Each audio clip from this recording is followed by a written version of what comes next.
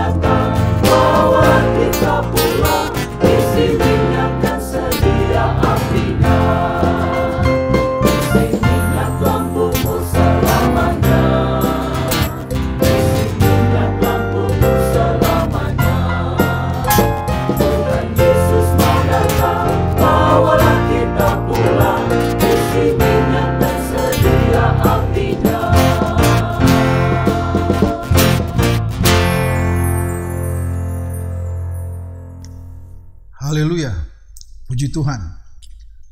Kalau kita masih bisa menikmati tayangan pada saat ini, saya percaya itu adalah berkat Tuhan dalam kehidupan kita. Dan saya berharap tentunya saudara-saudara juga dalam keadaan baik, dalam keadaan sehat. Namun kalau ada yang dalam keadaan sakit, dalam keadaan susah, mengalami keberatan dalam hidup, tetaplah percaya kepada Tuhan. Yakinlah bahwa Tuhan sanggup memberikan pertolongan. Dan biarlah melalui tayangan ini, Tuhan bekerja juga di dalam kehidupan saudara dan memberikan kekuatan baru dalam kehidupan saudara. Puji Tuhan. Pada kesempatan ini kita akan sama-sama membuka di dalam kitab Injil Matius pasal yang ke-25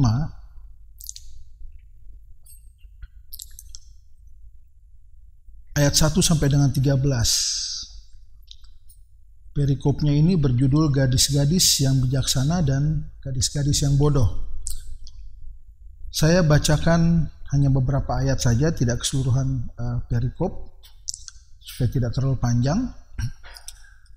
Saya bacakan, pada waktu itu hal kerajaan sorga seumpama 10 gadis yang mengambil pelitanya dan pergi menyongsong mempelai laki-laki. 5 diantaranya bodoh dan 5 bijaksana. Gadis-gadis yang bodoh itu membawa pelitanya tetapi tidak membawa minyak. Sedangkan gadis-gadis yang bijaksana membawa pelitanya dan juga minyak dalam buli-buli mereka. Saya baca sampai di situ saja dulu.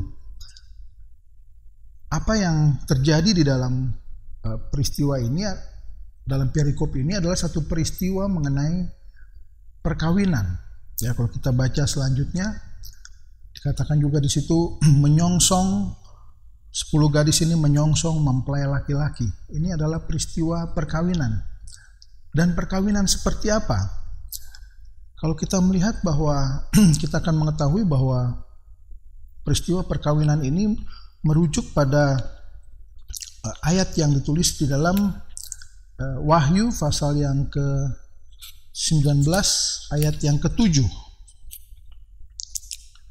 Wahyu 19 ayat yang ke-7, di situ dikatakan, "Marilah kita bersukacita dan bersorak-sorai dan memuliakan Dia, karena hari perkawinan anak domba telah tiba dan pengantinnya telah siap sedia." Artinya yang dimaksudkan di dalam perikop di kitab Injil Matius pasal 25 tadi adalah satu peristiwa perkawinan yang dikatakan perkawinan anak domba. Siapa yang menjadi mempelai pria di situ? Itu yang disebutlah anak domba. Siapakah anak domba? Dan kita tahu Yesus adalah anak domba yang dikorbankan, mati di kayu salib di Golgota untuk menyelamatkan umat manusia. Dia adalah mempelai pria dalam perkawinan tersebut. Dan siapakah yang menjadi mempelai wanita? Menjadi mempelai wanita dalam kisah ini adalah gereja Tuhan, ya. Anak-anak Tuhan, orang-orang yang percaya kepada Tuhan, tetapi untuk menjadi atau mencapai satu gereja, satu mempelai wanita yang berkenan untuk menikah dengan anak domba itu, maka mereka harus menjadi sempurna. Sebab itu di dalam suratan Efesus pasal yang ke-5,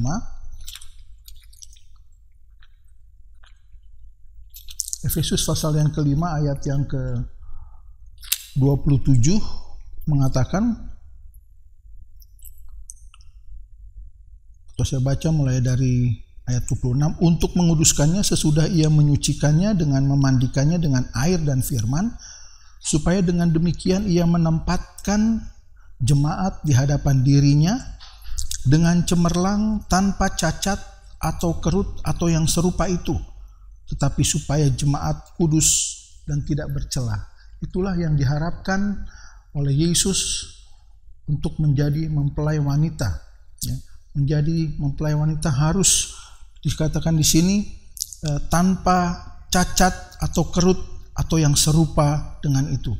Ya, tanpa cacat kerut dan tidak bercela.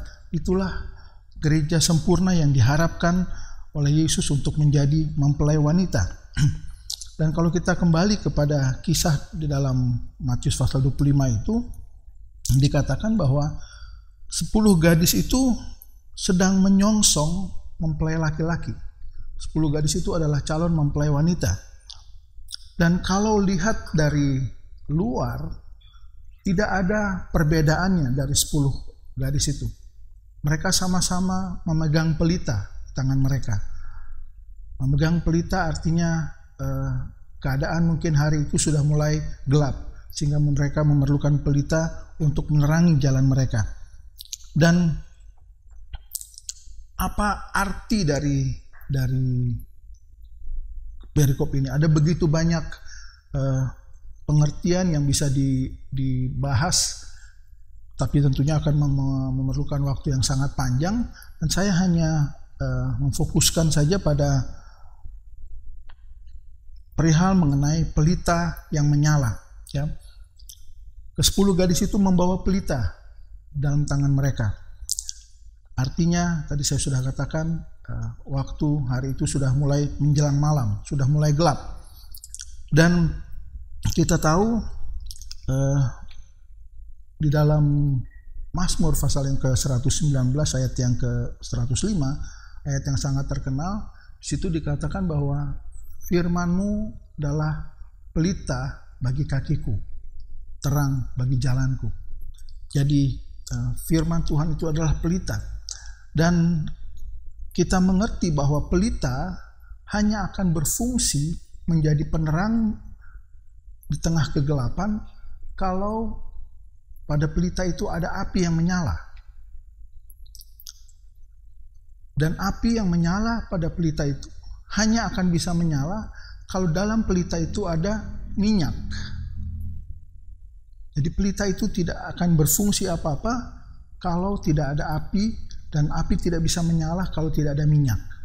Sebab itu minyak bicara mengenai penuhan Roh Kudus. Minyak urapan Roh Kudus. Dan sebab itu untuk kita bisa menyala, menjadi terang di dalam dunia ini, di tengah kegelapan yang ada saat ini, kita perlu Roh Kudus. Minyak Roh Kudus itu memenuhi kita. Ya, kembali ke Matius pasal yang ke-25 tadi, dikatakan ke-10 anak darah itu memegang pelita. Tetapi kemudian terjadi perbedaan di antara mereka. Karena kemudian di dalam ayat tersebut dikatakan 5 diantaranya bodoh dan 5 bijaksana. Saya sudah katakan tadi di depan bahwa secara fisik mungkin tidak kelihatan apa-apa, tidak kelihatan perbedaannya antara mana yang bodoh dan mana yang bijaksana.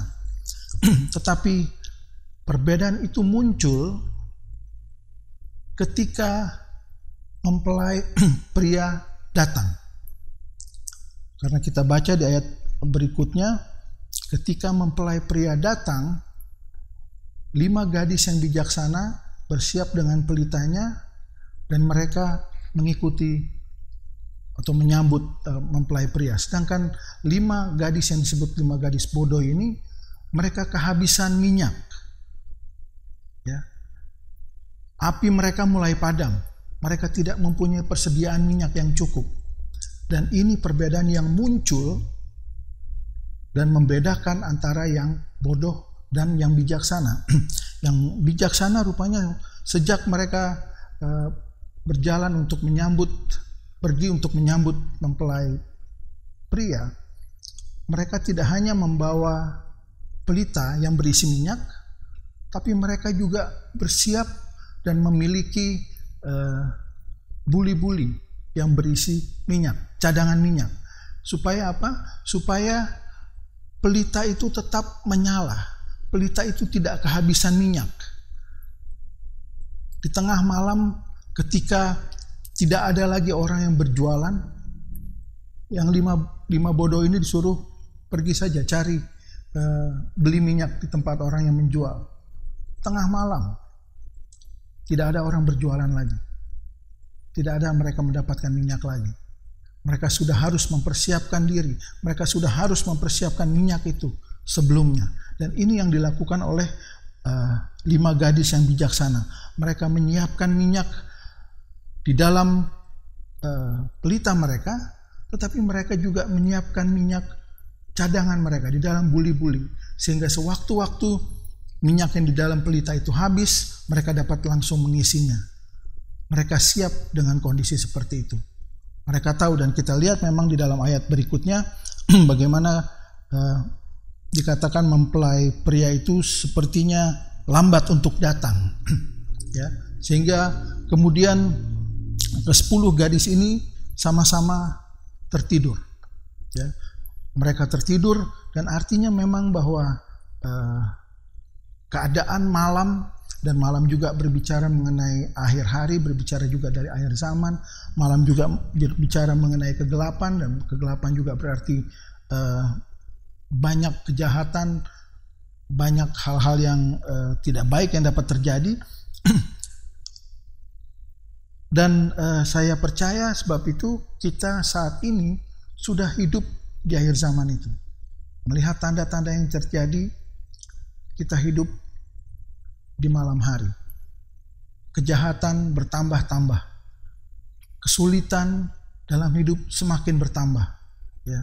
Dan untuk mengatasi kesulitan ini orang akhirnya berbuat kejahatan sehingga jumlah kejahatan juga semakin bertambah-tambah, jenis kejahatan juga semakin bertambah-tambah. Dan kita sebagai anak-anak Tuhan harus tetap menjadi terang. Kita harus tetap menyalakan pelita kita. Kita siap untuk menyambut Yesus datang sebagai mempelai, supaya kita bisa masuk di dalam perkawinan anak domba itu. Dan sebab itu apa yang dibuat oleh 5 anak darah bijaksana ini, mereka sudah mempersiapkan minyak cadangan. Ya, tidak cukup dengan minyak yang hanya tersedia di dalam pelita itu.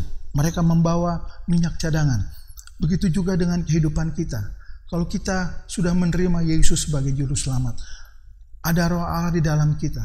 Tetapi kita juga selalu harus dipenuhkan dengan kuasa Roh Kudus. Supaya terang itu tidak lenyap. Supaya api itu tidak mati. Supaya kita tetap bertahan di tengah kegelapan malam. Gereja memang ada saatnya dikatakan di ayat-ayat tersebut, gereja dalam keadaan tertidur. Ke-10 anak darah itu sama-sama tertidur, menanti kedatangan mempelai. Tetapi persiapan itu sudah ada bagi kita. Persiapan bahwa kita memiliki minyak yang cukup, memiliki Roh Kudus yang cukup di dalam kita, yang menjadi kekuatan kita, yang menghantar kita dan membuat kita sanggup bertemu dengan mempelai pria kita.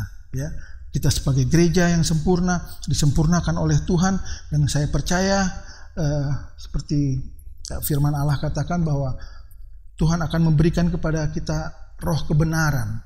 Roh kebenaran itu yang akan mengantar kita sehingga kita akan mendapatkan seluruh kebenaran itu.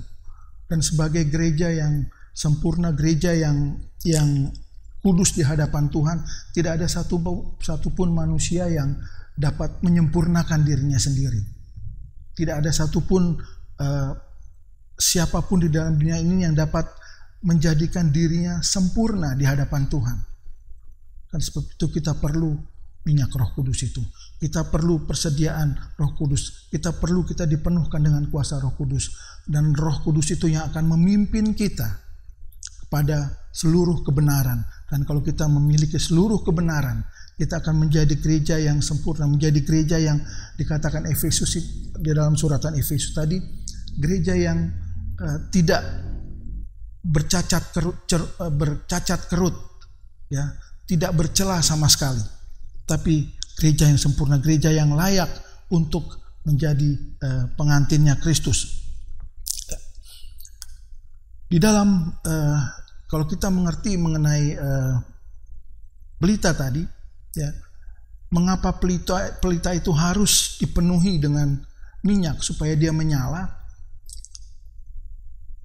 Begitu juga dengan kehidupan kita, begitu juga dengan firman yang ada pada kita. Kalau kita mau membaca Alkitab, yang Alkitab adalah firman Allah, kita hanya mengandalkan pengetahuan kita hanya mengandalkan kepintaran kita sebagai manusia, kita tidak akan pernah memahami kebenaran firman Allah. Ya, dikatakan di dalam suratan 2 Korintus pasal yang ketiga, 2 Korintus pasal yang ketiga, dikatakan ayat yang ke-6, katakan, ialah membuat kami juga sanggup menjadi pelayan-pelayan dari suatu perjanjian baru yang tidak terdiri dari hukum yang tertulis, tetapi dari Roh. Sebab hukum yang tertulis mematikan, tetapi Roh menghidupkan. Ya, kalau kita hanya membaca tanpa pimpinan Roh Kudus, tanpa kita dilengkapi dengan Roh Kudus, kita tidak memiliki minyak itu, maka kita tidak akan pernah bisa memperoleh seluruh kebenaran yang ada di dalam Alkitab. Kita tidak bisa mengerti hal itu. Sebab itu kita memerlukan Roh Kudus memenuhi kehidupan kita. Ya.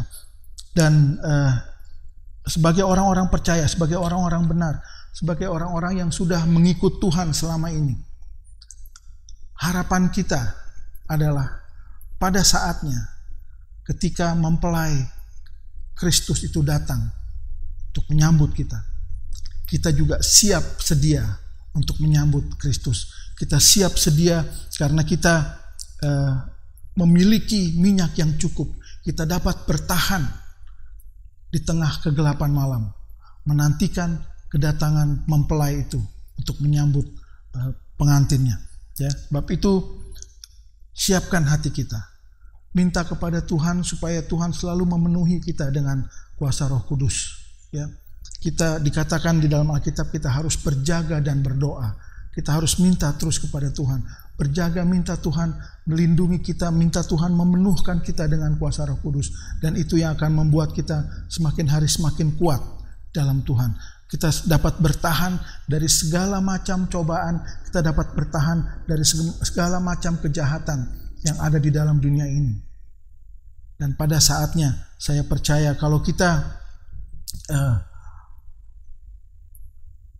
sudah menantikan mempelai pria itu datang untuk menyambut pengantinnya, kita akan masuk di dalam situ. Sebab dalam penantian itu hanya ada dua pilihan. Seperti dikatakan di ayat-ayat tadi. Apakah kita menjadi gadis-gadis yang bodoh atau kita menjadi gadis-gadis yang bijaksana? Saat ini kita masih menanti kedatangan Yesus sebagai mempelai kita. Siapkan diri kita. Atau kita ketinggalan seperti gadis-gadis bodoh itu. Karena mereka tidak mempunyai persediaan minyak yang cukup yang dapat menerangi mereka menyambut kedatangan mempelai pria. Tetapi kita biarlah dengan hikmat yang Tuhan berikan kepada kita, dengan firman juga yang sudah disampaikan kepada kita pada saat ini, kita boleh mengerti, kita boleh tahu bahwa saatnya sudah dekat. Tidak ada seorang pun yang tahu persisnya saat dan waktunya. Tapi ketika mempelai pria itu datang, pastikan diri kita, kehidupan kita bahwa kita siap untuk menerima kehadiran mempelai pria itu.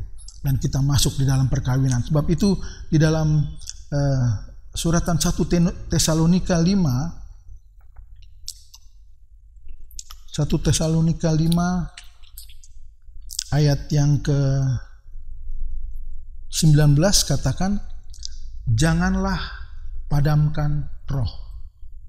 Jangan padamkan roh. Roh Allah yang ada tinggal di dalam kita. Roh yang memenuhi kita. Kita selalu minta untuk Roh Kudus memenuhi kita. Urapan kuasa Roh Kudus itu selalu baru di dalam kita. Memenuhi hati kita, memenuhi kehidupan kita. Seperti minyak yang selalu memenuhi pelita itu, sehingga pelita itu dapat menghasilkan api yang menyala, menjadi terang. Kita juga jangan padamkan roh, tetapi biarlah kita tetap memiliki minyak itu di dalam kita. Kita tetap mempunyai kerinduan untuk minta kepada Allah untuk dipenuhi dengan kuasa Roh Kudus, supaya kita tetap dapat bertahan menunggu kedatangan Yesus sebagai mempelai pria, dan kita masuk di dalam perkawinan anak domba. Sebab itu ayat-ayat dalam firman Tuhan juga saya ingatkan lagi berkata bahwa berjaga-jagalah dan berdoalah. Tetaplah berjaga, tetaplah berdoa, dan tetaplah minta Roh Kudus memenuhi kehidupan kita. Karena saya percaya kalau Roh Kudus memenuhi kehidupan kita, Roh Kudus akan memberikan kekuatan kepada kita. Roh Kudus akan membuat kita mampu menghadapi semua keberatan, semua kejahatan, semua kesulitan yang timbul di akhir zaman ini, yang digambarkan oleh malam yang gelap. Tetapi pada saatnya mempelai itu datang, kita akan masuk dalam kebahagiaan. Kita akan berpesta bersama-sama di dalam kebahagiaan perkawinan anak domba itu. Karena kita memiliki Roh Kudus di dalam kehidupan kita. Puji Tuhan. Setelah nanti kita berdoa, saudara-saudara, grup yang menyanyi ini akan menyanyikan pujian berjudul Beri Minyak Padaku Dalam Lampu. Kemudian digabung dengan lagu Penuhkanlah dengan Roh Kudus, dengan Roh Suci. Saya sangat menyarankan, saya sangat berharap saudara-saudara juga pada saat melihat tayangan ini, ketika nyanyian ini mulai dinyanyikan, saudara juga mulai ikut menyanyi. Nyanyikan puji-pujian ini bukan hanya sebagai satu pujian, tapi juga sebagai doa kita. Kita minta kepada Tuhan supaya Tuhan berikan kepada kita minyak di dalam lampu kita, minyak Roh Kudus itu. Dan kita minta kepada Tuhan, penuhkan kita dengan kuasa Roh Kudus. Itulah kekuatan kita. Ya, sebab itu pastikan saudara-saudara mengikuti dan menyanyikan lagu itu, dan nyanyikan itu sebagai doa kita kepada Tuhan.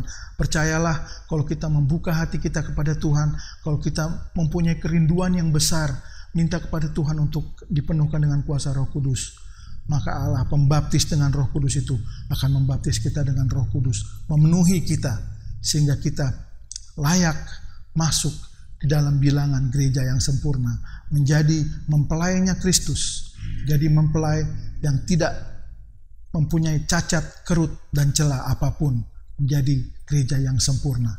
Puji Tuhan, sekali Yesus, tetap Yesus. Mari saudara-saudara kita berdoa bersama-sama saat ini. Allah Bapa kami di dalam sorga, Allah yang penuh dengan kasih dan kemurahan, Allah yang baik yang memelihara kami sampai saat ini.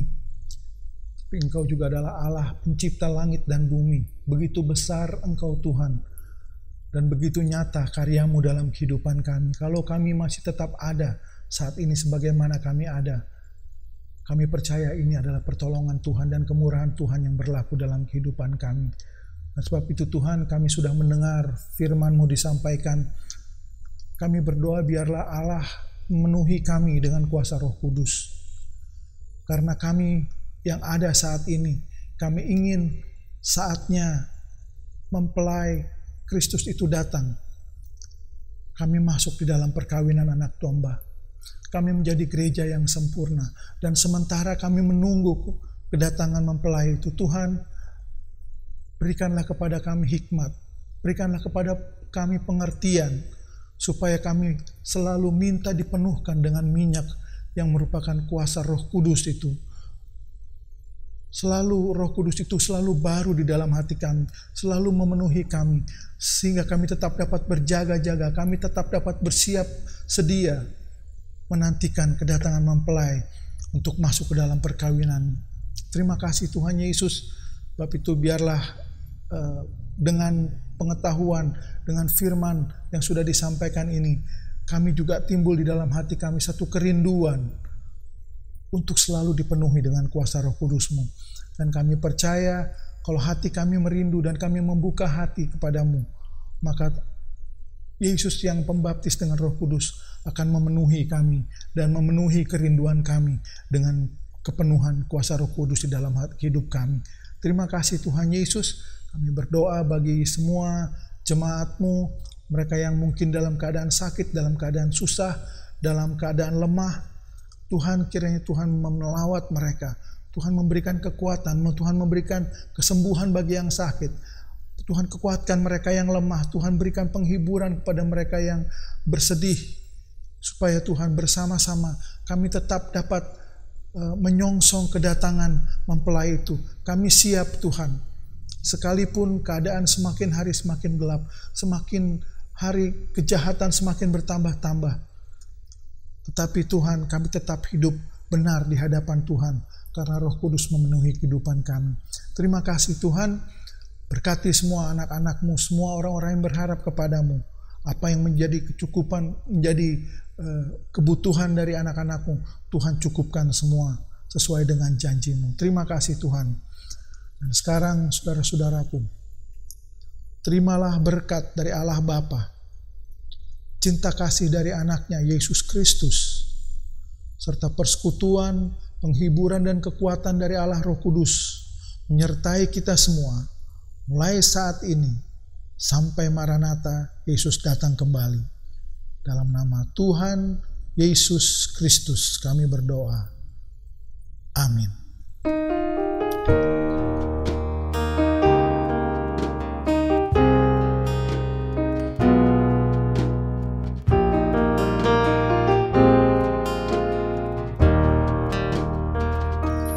Beri